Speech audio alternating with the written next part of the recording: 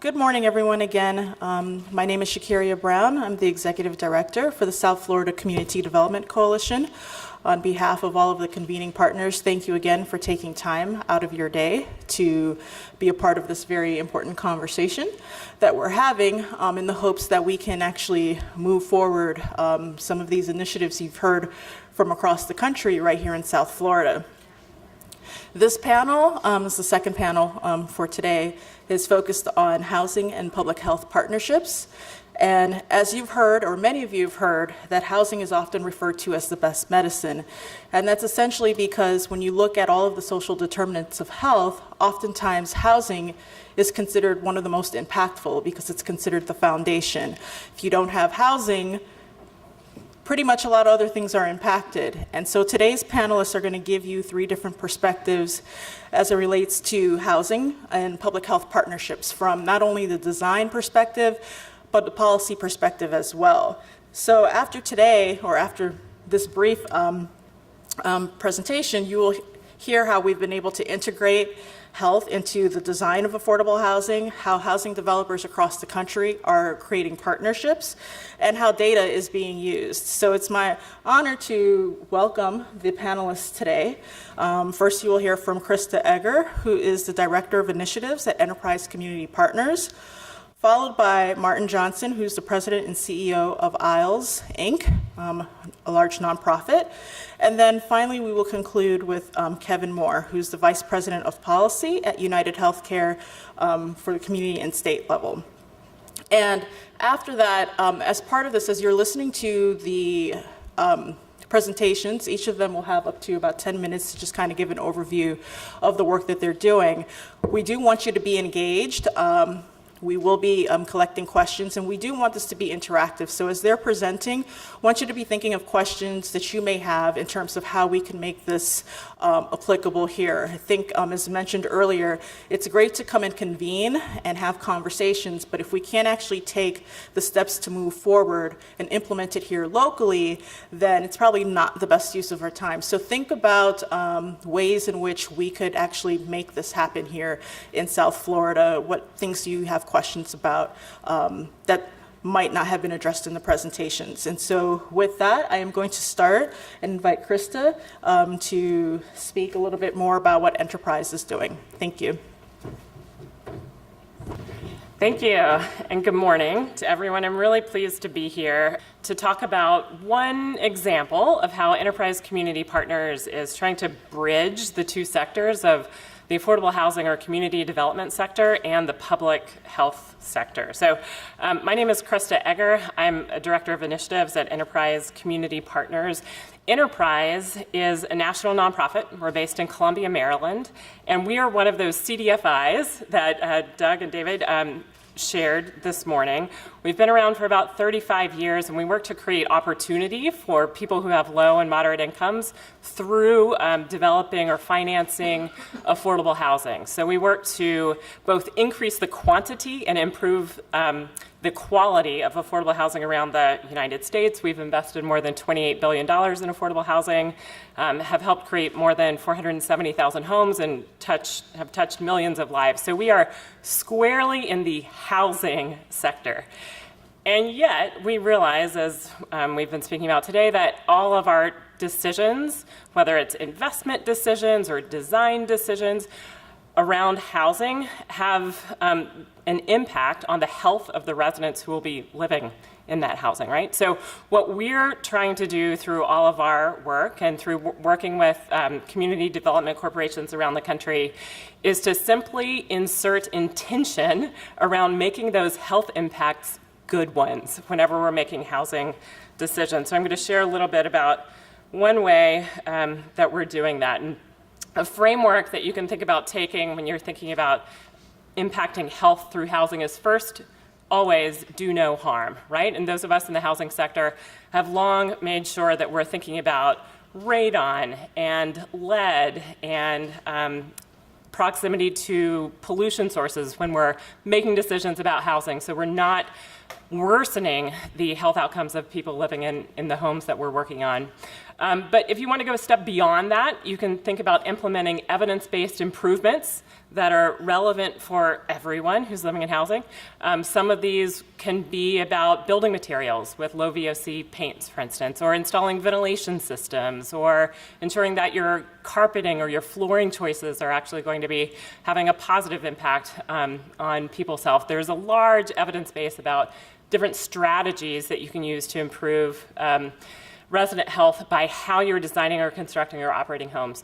So we've been doing that level at Enterprise for a long time. We've had a green building program called Enterprise Green Communities for about 13 years, where we have about 100,000 units in 43 states around the country who are implementing these solid recommendations about how we can improve health through these different design, construction, and operations practices. But over the past couple of years, we've been thinking about how can we go beyond that and actually consider what are the health needs of the people in this particular community where we're constructing homes, and how can we make a positive impact on that particular issue. And so in order to answer that question of specific improvements, in 2014, we partnered with the Health Impact Project, which is a joint project between the Robert Wood Johnson Foundation and Pew Charitable Trusts, along with the U.S. Green Building Council, to come up with a framework that would make sense for affordable housing developers to actually follow, to result in these improvements for specific populations, specific health needs. And we call this framework the Health Action Plan Framework. So here are the steps, but essentially it means affordable housing development teams partner with a public health professional and then identify through accessing publicly available health data what the general concerns of health are in the particular area where a property is being built, then really ground truth that by doing intensive community engagement to find out what the residents are actually saying their health needs are, which may or may not be the same as what the data said, and then translating that information about the health concerns into specific design strategies and construction strategies, and then measuring the outcomes of the residents over time. After those interventions have been made. So this is the framework, this Health Action Plan framework that we've been working on. And last year we partnered with 5 community development corporations around the country to actually implement it and see what's needed for the affordable housing sector to actually do this, to partner with public health professionals to make these outcomes. So we worked with Mercy Housing Southeast with a property in Atlanta, the Gulf Housing Partnership Coalition in Hammond, Louisiana, the Grant Housing and Economic Development Corporation in the Watts neighborhood of Los Angeles, Lucia in Chicago, and SKA Marin in Harlem, New York, and they each partnered with very different public health professionals. In New York, it was the New York Academy of Medicine. In Atlanta, it was partnering with an architect that's focused his practice actually on health outcomes. And in Louisiana, it was a public health practitioner with a private practice who had a background in housing rehab, who was a perfect fit because he could translate between housing and public health. So one of the most critical steps, though, we wanted to focus on was what capacities of affordable housing developers need to shift in order to be able to do this well. So these are the 4 different capacities we were really focused on. So organizational commitment of the affordable housing group, partnerships in terms of partnering with public health professionals to maximize resident health outcomes, data collection and analysis, and then stakeholder engagement. So through this pilot, the first step that we took was actually mapping out in a really detailed way with each CDC their development timeline from pre-development through construction to operations, with ideas about how health could be improved through that process. And then you can see in this one example, this is Lucia's roadmap. On the left side of this development timeline, those black pieces of paper are the different steps of the Health Action Plan framework. So we weren't saying just do this and leaving. We were saying, let's really think about how this can be integrated into your day-to-day and think about who's going to be responsible for these different steps. And so we found by doing an evaluation of this pilot that a few things that I'll share with you. The first one, we found a finding on organizational commitment. Participating in this Health Action Plan framework really broadened the developer's understanding of the relationship between health and the built environment. Partnerships. Partnering with a public health professional was really critical to the success of these entities, but it took time to find the right fit. SKA Marin, the developer in Harlem, said, our organization realized that we needed somebody who knew more about health. So we reached out to the New York Academy of Medicine, who had just released a report about the health of the community in East Harlem. They were happy to work with us. We found findings about proper timing. So beginning the process early on in the design phase of development was critical to impact the final design. And many of the CDCs we worked with spent more time finding and finalizing a scope of work with their public health professional than initially realized. So start as early as you can. And then on data collection and analysis, understanding the local public health data and engaging the community were really essential to this process. And this is a role that the public health professionals really led for the housers. But this process improved awareness and capacity of all the organizations to do this in the future. The Gulf Coast Housing Partnership said, our capacity is greater in knowing the process that we took. We can get a view of the community through public health data and then engage the community members. And then finally, stakeholder engagement. Community engagement was an essential part of the process and revealed unexpected insights. For instance, the public health data research with the Hammond, Louisiana group found that violent crime was the biggest issue for their community. But when we actually talked with residents, they weren't that concerned about it. It hadn't affected them in their personal lives. And I think that's because the available health data was representative of a much larger geographical area than Hammond, Louisiana was actually in. And so we found that the residents were most concerned in terms of health about their kids falling into a canal that ran along the back of their property. And so through partnership with the landscape architect, they built a bamboo forest between the property and the canal so that the kids couldn't access the canal and couldn't fall. So simple, low-cost solution, big impact on health, wouldn't have realized it without this partnership or this engagement. So again, here's the process, that partnership, the data, the engagement, and then doing something about it. We've found that it's really successful, but there are things that we've realized that we're really committed to working on so that this can have broader impact at scale. So for instance, we're now working with Success Measures, a project of NeighborWorks, to develop a metrics tool to assess the impact on resident health through a survey at lease-up and every year annually afterwards to measure impact. We're raising awareness about the possibilities of these partnerships. We're trying to build the field by identifying public health professionals that are interested in working with housers, developing tools, technical assistance, and trying to create incentives. The most compelling of which right now is we're actually looking to leverage Enterprise's expertise in the capital and finance side of affordable housing by creating equity funds that will help invest in this process, the partnerships, and the home upgrades so that more affordable housers can take this on with access to that kind of capital. So thank you so much and look forward to your questions soon.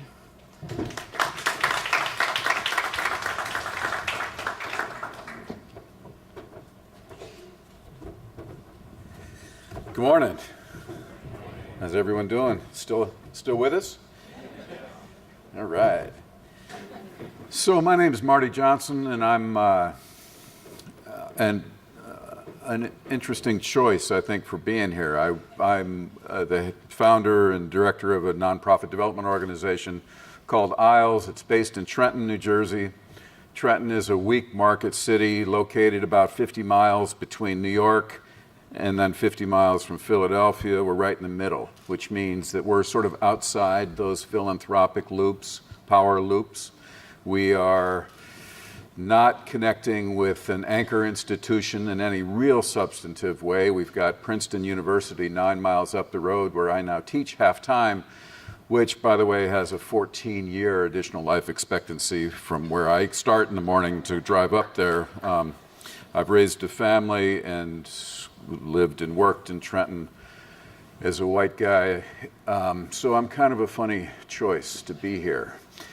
We are not part of a national affiliate. We're not part of the NeighborWorks organization. We're not part of Enterprise. We're a relatively small city, so I'm not complaining.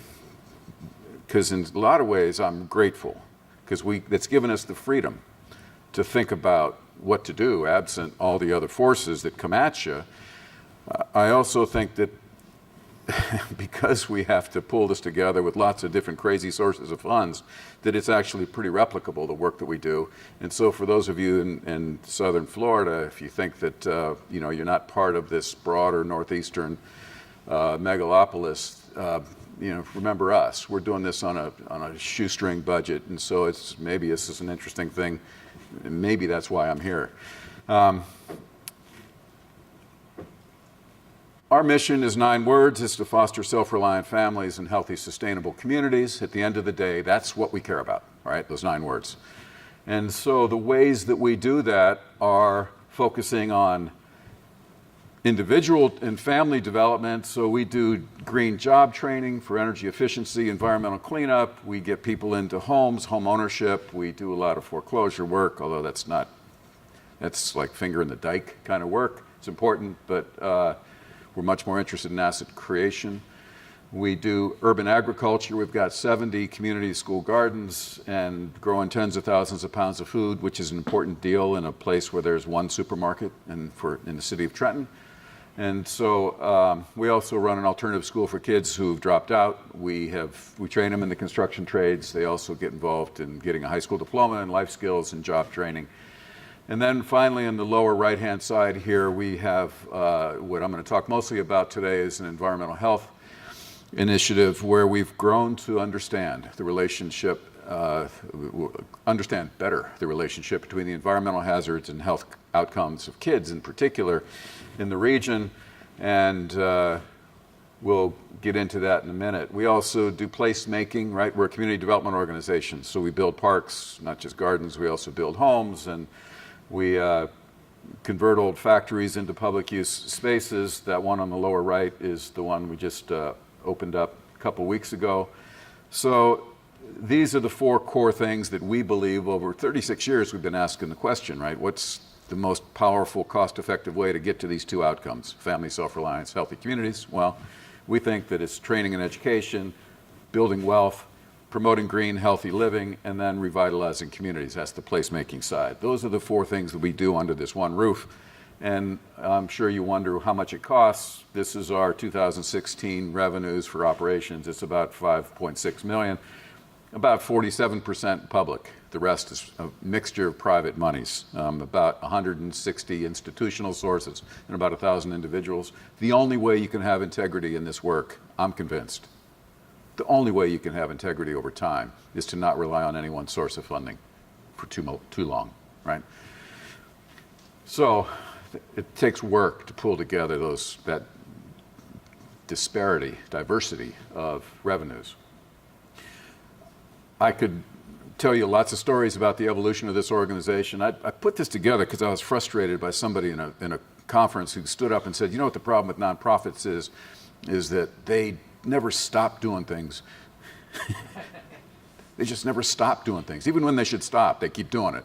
And so I was thinking, man, there are a lot of things that we started and stopped and innovated, and, so I put this together. If we had more time, we could go through it. But this is basically how an organization learns over 36 years.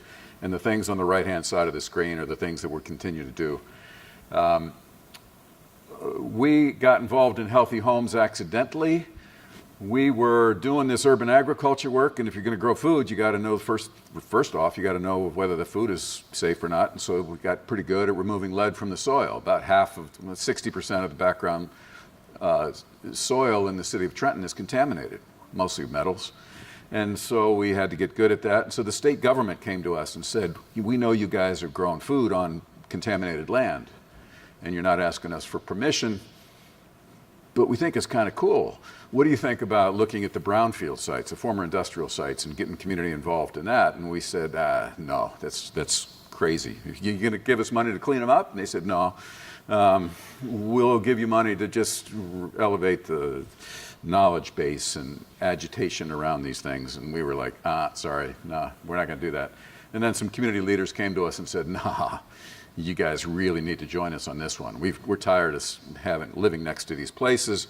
And so we, of course, did what a normal, thoughtful organization would do. We brought in the experts and characterized the threats there. And the mother said, okay, what's been the impact of that brownfield on our kids? They've been playing around here, right?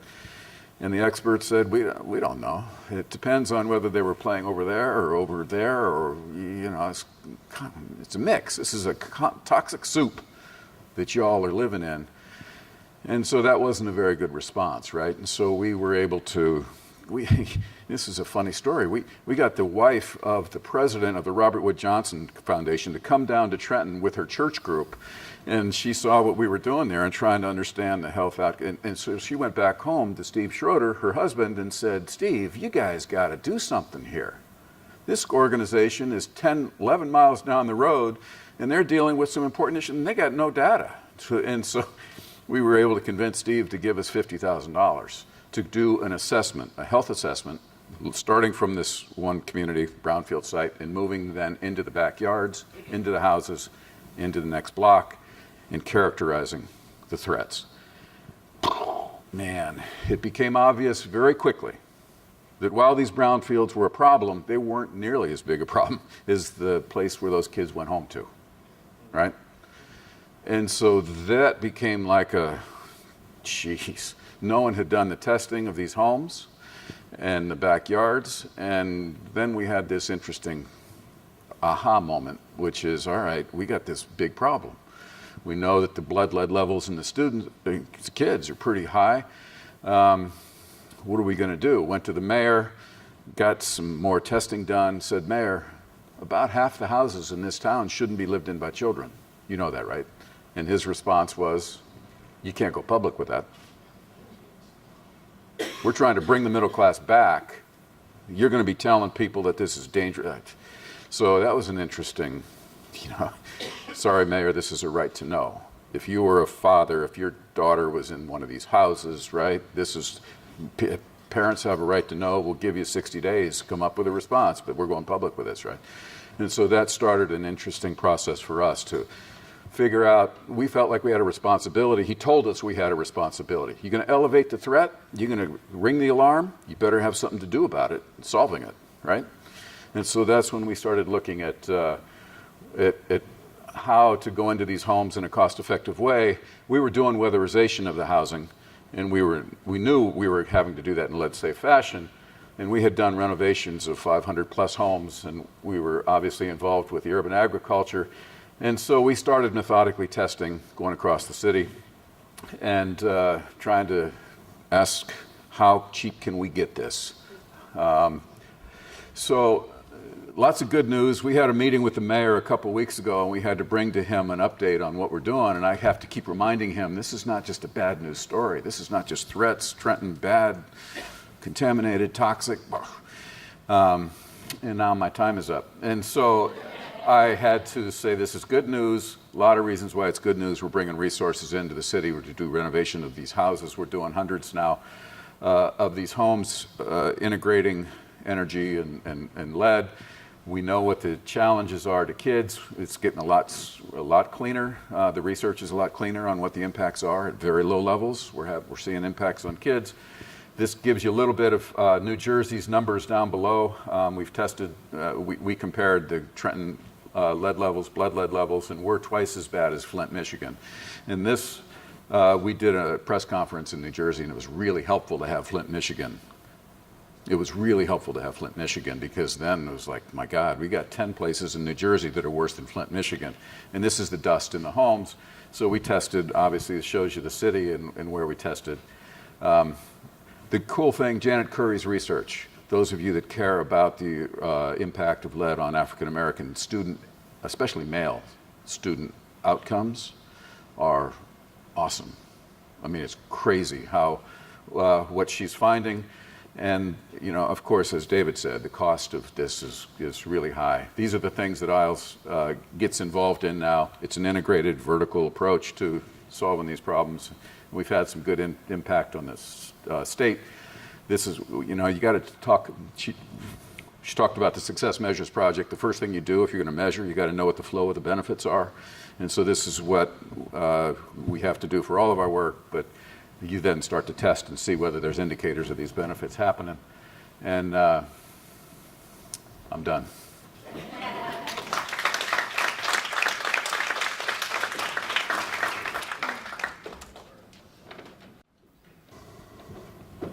Hello, everybody. Thank you all for having me here. I'm going to apologize first, then I'm going to say thank you. So I apologize. I am from Wisconsin, and so it's winter in Wisconsin, which means it was 58 and stormy yesterday, and my immune system is all over the place. So that's the first thing. That's why I sound a little hoarse. Second thing is I want to thank you, Doctor, for your presentation because you took about half my material. So I'm successfully going to try to get us back on schedule here. So my name is Kevin Moore. I'm Vice President of Policy at United Healthcare Community and State. But really what I am at the root of it is I'm a recovering Medicaid director. I was the Wisconsin State Medicaid director, and I can feel very comfortable saying I don't really owe anybody here an apology because it wasn't my fault. But I'm happy to talk to anybody at the state of Florida for you. So what I wanted to do is really kind of tie off the conversation here because what we're realizing as we look forward in community and state on how to provide the best healthcare for our members is really the impact of social determinants and how are we connecting all of these different pieces of the puzzle. And that's really what it is. And I think what you're hearing through a lot of these organizations is it's the glue is really the important part. It's how are you connecting housing to the individual? How are you connecting health to the individual? Transportation, workforce development. We haven't even talked about food and nutrition and SNAP and WIC. All of these different elements, how do you bring them together? Because to be really frank with you, the nice way would be to go back to DC and say, can you blend it all together? But that ain't gonna happen.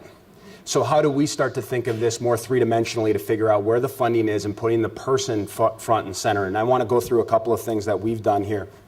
I just wanna kind of, this is the stuff I gotta do, right? So United Healthcare Community and State, we actually provide managed healthcare in 27 states. We do basically two different types though, two different populations. We do the Medicaid insurance line, the acute and primary side. We also provide managed long-term care services and supports. And I think that's really important as we look at some vulnerable populations or superutilizers, overutilizers, whatever word you wanna use, because there's a lot of lessons learned and how you provide services in the community. And the reason why I say that, for folks that have been working in the long-term care space, community re-engagement has been around for a long time. That rebalancing effort of moving people out of nursing homes and putting them back into the community, a lot of those same functions can be deployed for people that have severe and persistent chronic conditions and need housing and community engagement. And here, I got a little bit carried away on the animation, so sorry about that. And so here in Florida, we actually provide, we've got both services, and Florida's a little unique in that they have 11 different regions. We provide acute and primary services in 4 of them, and we provide long-term care services in 11 other areas of the state. So here's the problem, and again, I'm preaching to the choir on a lot of this stuff, but as you can see here, we're looking specifically right now at United Healthcare on how do we address those really high-cost individuals. And most of those individuals, when you work through all the different data, when you look at all the different resources, most of them are homeless. And that's really, from our perspective, they're being attributed to us, and we want to be able to provide better levels of care and manage their health care. But as you can see here, there's insufficient housing, underemployment, limited transportation, and this is probably being very kind. Because really, at the end of the day, this is really more what life is like. Okay, and many of us know this, and the sad part about it is us as taxpayers, we're probably paying for most of this stuff. But the challenge is, if you look at the pink ones on the bottom left, that's just the housing sphere. And then you take a look at some of these other ones. You got your healthcare sphere, you've got your transportation sphere, and then by the way, the transportation is the way that you get the person from the healthcare to the house and back and forth. And if you don't have that, you've got people that are making decisions for their families and for their lives that may transcend what my care plan wants them to be. And then you compound that, and I think this is really important with this particular thing. Family of 4 poverty is $24,600. And again, I want to really emphasize, you want to talk about toxic stress? There you go. And I also want to say the corollary of this, which is the populations that we're talking about are probably more finely tuned to their financial resources than anybody in this room. They understand that that cup of coffee that I bought at Starbucks may be the differentiation between food on the table or not. It may be the differentiation between eligibility or not. And so when you add that level of complexity to that already messed up slide, which I believe actually came out of Congress, but again, our taxpayer dollars at work, The challenge now for us is how do we start to aggregate this? How can we become the glue that helps this out? And then again, why is housing important? And this is, I'm going to give an example. So, Dave, I'm going to give you the part 2 because you got to see the great pictures of what we're doing in Arizona. But really, here's the deal. For a cohort of our population, ER use is 9 times higher than the normal population, okay? And if you don't know it, I'm going to tell you right now. ER is the wrong place at the wrong time, and it's expensive unless you break your leg, okay? And we've got a lot of people using this as their primary care. They're using it as their home base. They're using it as a warm place. And I actually used to work in a healthcare system, and I had somebody from the emergency room come up to me and say, Kevin, here's my problem. I'm measured on quality outcomes on how well I take care of my patients. And so when they come to me, I give them the highest level of care, and guess what happens? They know that I'm going to give them the highest level of care, knowing that if they go to somewhere else or they go home, it's not nearly what they get. I always used to say it's a warm meal and it's probably something on TV that they can watch. That's the type of level that we have to remind ourselves of. Again, the animation, sorry. Hospital admissions, 6 times higher. Okay, so if ER was expensive, this is even more expensive, right? And the question is there something further upstream that we could have done to really address this and make it more, actually help the person from ever being admitted?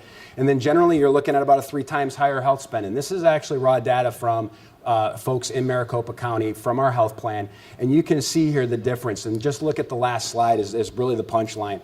You're looking at $12,000 per member right now versus $3,000 on an average. And so for us, you can see, and if you look at that 185, in Maricopa County right now, we are housing anywhere between 40 and 45 people that are chronically homeless, talking about tens and hundreds of thousands of dollars worth of spend. But by providing them with a home, we're providing them, in the policy that we're using, it's a Housing First initiative, is really that Dr. Jeff Brenner, who we're very fortunate to have on staff. And for those of you who know the Camden Coalition, our good friends in New Jersey, he's really taking this concept of how do we engage with homeless individuals, get them a safe place to stay, and then start to figure out how do we start to put, and I use the phrase bubble wrap because I'm from Wisconsin, so you put the bubble wrap around. How do you put the behavioral health services? Is it assertive community treatment? I'm not even going to go into opioids and the impact and the cross-section of opioids on this population. I'm not going to get into criminal justice, even though I am, Kevin, about the fact that these people, as they're coming out, if you look at the populations that we're serving, I almost can bet my daughter's college savings that they're either going to be coming out of CJI or they're going to be or they have some type of opioid use. Okay. And she's 9 years old, so I got a little time to go on that one. But you can see here that there's a compelling interest for us as not only providers and plans, but ultimately as taxpayers, because in states that have expanded, this is coming out of the Medicaid population. In Florida, the reinsurance pool or the uncompensated care pool that was just recently reallocated, that's still coming from us. So there's got to be a better way for us to be able to push down this path. The nexus here, though, is if you identify it, what are you going to do with it? And I think this is really the next step in the challenge where we're very interested and excited about partnering. And I want to just take one thing off of the last panel that's really important. I'm a Medicaid guy, okay? If you want to talk about per cap PMPMs and things like that and rate cells and all that other stuff, I'm your guy. You want to talk about housing issues? Don't talk to me. However, within United, we recognize that that type of translational problem is really important. So we brought somebody in from the Corporations for Supportive Housing. He's my buddy. And between the two of us, we sit there and I say, okay, what are you talking about? And he sits there and goes, what is this thing? And I keep reminding him, I'm like, Medicaid's really, really big. Housing's not so big. So how do we continue to try to figure out how Medicaid can do certain things? And we're being successful, right? You've seen states now adding tenancy supports as part of their 1115 state waivers. That's a huge step. It gets us closer to being able to provide services to help people out, not only on the superutilizer side, or complex care people, but also for people trying to figure out, okay, you don't need that level of care. How do we prevent you from ever getting down that path? And here's some data, just a real show. So if we find out somebody's homeless, we find out somebody needs housing, it's a supply and demand issue right now. And that's part of the reason why we're very interested through our Treasury, through our collaborations at a local level, and why I'm here actually, is to continue that conversation to figure out at a local, regional level, how can we become partners so that we can expand supply, so that we can provide services for those individuals and help them really get to those health outcomes that they want to see. And I'll be honest with you, I know my time, I got the smiley face at the end.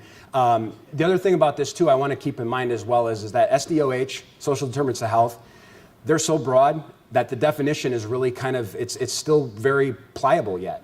And what we're starting to see from state to state is that state Medicaid directors, governors are starting to ask, they want a solution for social determinants of health. They want to address housing, they want to address transportation, but they don't have the ideas yet on how to do it. And I think that's where things like coming together like this, where we can start to say, okay, this is a concrete thing of what we can do to connect individuals to housing, connect them to jobs, connect them to education. And I think that's really where the positive part of groups like this and ultimately the groups that across the nation are trying to get to. So with that, thank you very much for your time.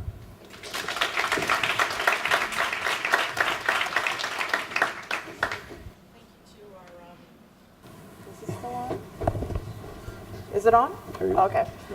So thank you to our panelists, and I know we might have some questions coming forward, but I guess as those are making their way, what you heard was basically three very different perspectives on housing. I know usually when we say housing and health, the first thing people say, okay, well, how do we get resources or how do we get funding? People see a dollar sign when they think of the partnership, but partnerships are so much more. So I just wanted to kind of start off. I had a few questions of my own as those are coming up in terms of what do you feel are some of the more common misconceptions that people have about creating these partnerships from your perspective, from where you're sitting? Because I know you all three of you are sitting from a very different perspective. And how can we really combat those misconceptions and move forward effectively with creating partnerships? And which one can take it? I'll give it a shot, just coming from the health plan side. It's that really traditional, I would say outdated view of healthcare being an engagement between me and my doctor. And I think that that's critically important, and I think it's important for quality outcomes, but it's also, and I think the challenge is that it's not something that you can just easily do in maybe some people can, but you can't really turn it on real fast in an elevator speech. You got to provide a little bit more context. And I think when you go through that process, I've found at least, and I was actually one of those converts when I was Medicaid director, was, aha, instead of me continuing to worry about spending, maybe we can get to some of these root causes. Maybe we can talk about adverse childhood experiences. Maybe we can talk about toxic stress and starting to broaden this out so it's not just a healthcare interaction, but we're bringing in, and again, thinking about from the payer side, we're bringing in Title IV-E, we're bringing in foster care dollars, we're bringing in other resources together so that we're looking at that individual not just as a series of ICD-10 codes, but as a culmination of what has happened to them and really looking at them through that lens. So I think that's one of the challenges. A couple quick things. One of them is that this is a fundamentally different time, right? So we ask ourselves, what's different now than 30 years ago when we were talking about things like lead poisoning, right? What's different now is that the regulatory environment is a lot easier. So we can go into homes and do retrofits of homes without having to abate them. That's a big deal. That means we can train local contractors to do the work. It doesn't cost as much. We're able to go into a home for about $10,000 a unit now, and we're able to do retrofits, make them energy efficient. We're replacing windows and doors, which is, by the way, one of the ways that we market this. As much as the fact that it's going to be safer for your kid, people are saying, wow, we got new windows and doors. That's important. And so that's really key. So most organizations, CDCs out there, are used to doing gut rehabs of homes, $100,000+ per unit costs, new construction and or retrofits. Man, we got people being poisoned by homes that you can fix for $10,000 a unit. How can we afford not to do that? One other thing is that we've got, in effect, what I would call a last mile problem here, right? So you think about telecom and others, you can get your broadband, you can get your core routing done into communities, but that last mile, that is hard. It's expensive. It's smelling the bad breath. It's getting out and getting invited into homes to do the testing and and being able to show up in the evening, and that's hard stuff. Folks haven't focused on that yet. We've got really cool policies.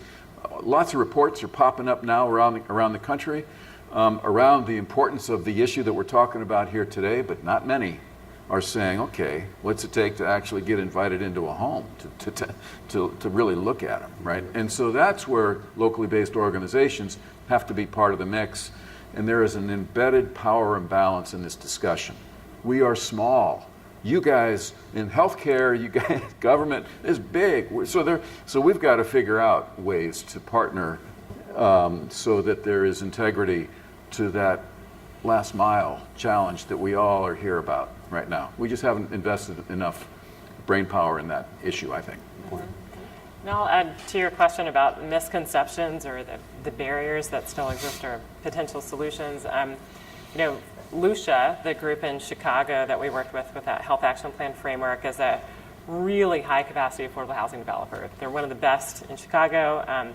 They've been doing green building certified projects across their portfolio for a long time, and so have learned how to build these high quality homes at just 1% extra of cost for total development cost, and that's paid back by utility savings in 5 years. So they've developed a model to do that really, really well, but they were looking at how can we go to the next level, how can we determine what the issues of our residents are and respond to that. And they didn't know how, and with some assistance, when we were helping them to find a public health professional to work with them through that, they soon discovered that there were 15 organizations that were vying to work with them, and so it was like, oh no, how do we deal with all of this excess now? And so we helped them identify one key partner, and the others formed an informal advisory board. So that expertise and that potential partnership is out there, but it takes that finding the right group, knowing a little bit about what you're looking for to make it happen. Can you elaborate on some of those partnerships? I know, Marty, you mentioned that you had over, I think 1,000 people working. Who did you work with to start implementing? You didn't have the resources, you didn't have a lot of philanthropic investment. You indicated you were operating on a shoestring budget. It requires partnerships. It's very similar to what's happening here in South Florida. A lot of the nonprofits, community CDCs are operating on smaller budgets. What are some of the partnerships that need to come to the table to make this work? So in our case, I think it's important to note that we partner, we've got, we put up on our wall the partnerships that ISLES has, and it's crazy. It's like 250 different partnerships that we're managing at any point in time. We're not doing it because we think partnerships are great in and of themselves. In fact, oftentimes partnerships can get in the way of progress, right? So we all need to be honest about that. We need to partner because it's going to give us a better outcome. Our job is to stay focused on those outcomes, to find the common ground, and to measure that which matters and get everybody aligned around that. And so that makes it easier to do this work. And the fact that we have to be in partnership with people that don't worry so much about whether they can make payroll in 3 months and all the short-termism that drives organizations like my peer institutions around the country. That's dangerous. And I think that everybody that's in this room needs to know that if the locally based organizations are living hand to mouth and doing that short-term thinking all the time, we're all in trouble. So we've got to figure out a way. It shouldn't be so hard to do this work. It shouldn't be so hard to have so many different crazy sources of funds that may or may not be here next year.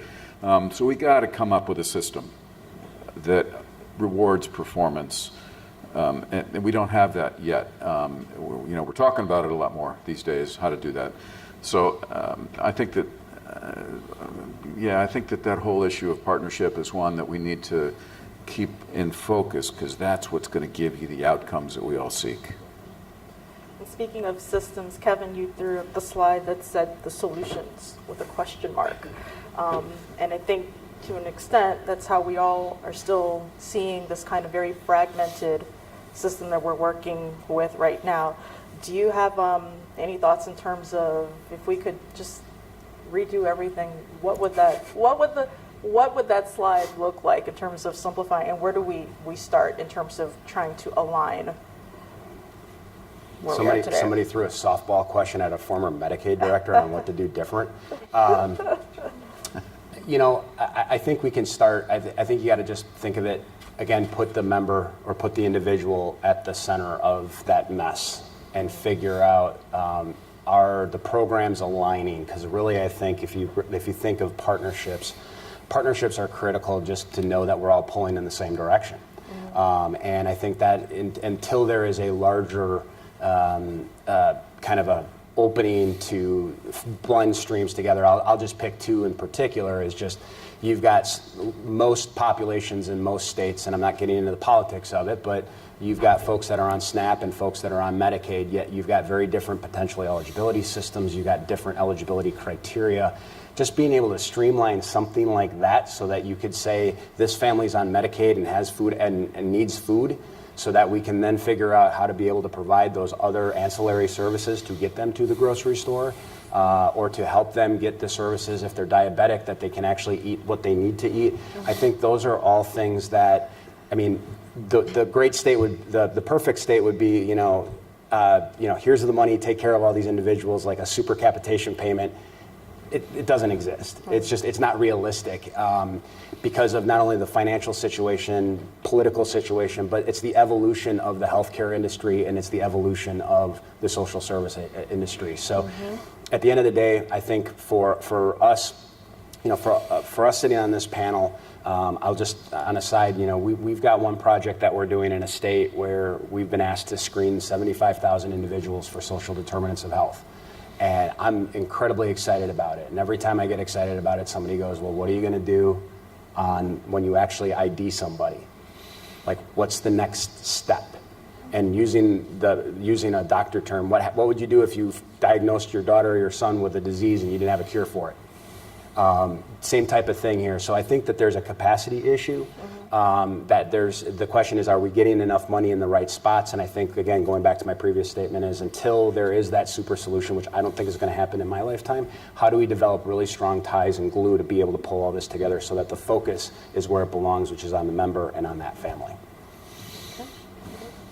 I did have a question from the audience. I just want to ensure that voices are heard. So the question here is regarding basically that social determinants of health, like poverty and housing, are ultimately political problems that require political solutions. What do you feel is the role for grassroots community organizing and political activism in our community health efforts? So it is going to get a little political, just a little. Well, good, because it should, right?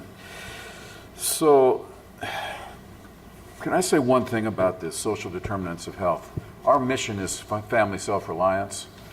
One of the dissonance for me in this discussion is, on one hand, we're talking to people about their capacities that are innate. Our brains are extraordinary. People can take responsibility for their own stuff. At the same time, we got this imagery of social determinants dictating what's going to happen in your life. That's a political issue that we got to contend with somehow. When I teach social entrepreneurship at Princeton, and one of the first things I get to is positive deviance. There's people in these communities that do quite well, right? We know it. We see it. We've got to figure out politically how to not place ourselves in this role of the smart, controlling forces that are going to re-engineer and ultimately make stuff happen by continuing down the path of just social determination, because individual determination also matters. And so we got to figure out a way to do that. But politically, what we feel is really important is when you start looking at the dissonance between one zip code and another, boy, that's what gets people fired up. When they see the we're comparative creatures, right? So the more we can start getting that image, that information, that branding to the local level, people are pissed. And that's what's going to make health happen. And that means getting a little uncomfortable, I think, at times. Okay, thank you.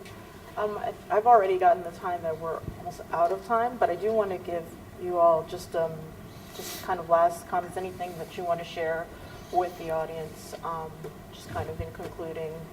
I'll add something in response to that last question, actually. I think going back to what Kevin said earlier, if we put the resident and their health outcomes in the center of our decision making, it can change our framework so that we're making better decisions. And it's often the community organizers who are the ones who can really speak up and be the voice for those resident needs that no one else is looking after. So I think there's a really critical role for community organizers to play in lifting up these health outcomes that we can change by partnership. And I guess the final point I'll make is that I don't think any of us are saying that housers should be health experts or people in the health sector should be housing experts. There's too much complexity in each for us to take on responsibility for all. But I think finding these partnerships is really critical so that we can start to understand each other's language and start to make small incremental systems-wide changes, because we can make a difference in people's lives that way. I agree that we shouldn't try to overgeneralize all the time. But I will also say that the only reason that we were able to succeed at this work is because we didn't just do housing, or we didn't just do environmental work, or we didn't just do job training in environmental fields and energy efficiency. The reason we got pretty good at this is because we actually had to figure out those things all under one umbrella, and it came together in a way that made a lot more sense ultimately. We can go into a house and do the energy work and do the health work and make really good stuff happen and use our organizers, and so you get, and it's cheap if you do it that way, right?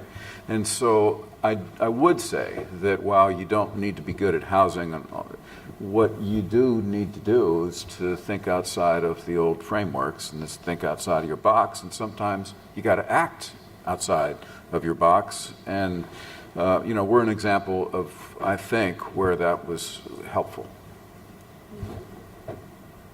Yeah. Great, Medicaid behind us. Well, I guess I want to thank the panelists, because I know we're over our time, and we are standing between you and lunch. So I see that right now. So I do want to thank you all again for your time. And our panelists will be here for the duration of the event. So please feel free to reach out to them, answer any questions that you may have that have come up since you've heard them talk. So thank you again. Thank you for being here. Thank you.